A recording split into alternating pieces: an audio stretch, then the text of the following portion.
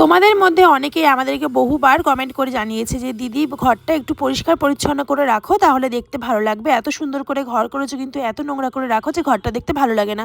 আসলে আমারও অনেক রকম শখ ছিল ঘরটা করার সময় যে ঘরটা আমি সাজিয়ে গুছিয়ে পরিষ্কার পরিচ্ছন্ন করেই রাখবো, কিন্তু কোথায় গিয়ে একটা সময়ের অভাব হয়ে যাচ্ছে। অনেক কাজকর্ম থেকে রিলিফ পেয়েছি কিন্তু তবুও অনেকটা সময়ের অভাব হয়ে যাচ্ছে।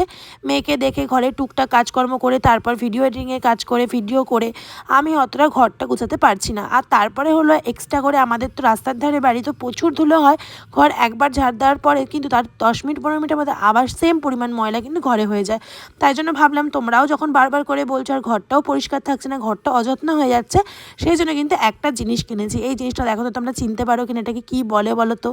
এটা হচ্ছে ভ্যাকিউম ক্লিনার। অনেক দিন ধরেই ভাবছিলাম একটা ভ্যাকিউম ক্লিনার কিনবো, ঘরটা খুব সহজেই পরিষ্কার করা যাবে, ওপর নিচ দুটোরই কাজ একেবারে হয়ে যাবে। আর বিশেষ করে আমাদের ব্যালকনিটা এত বেশি নোংরা হয় যেটা ঝাঁট দিয়ে পোষানো যাচ্ছে না।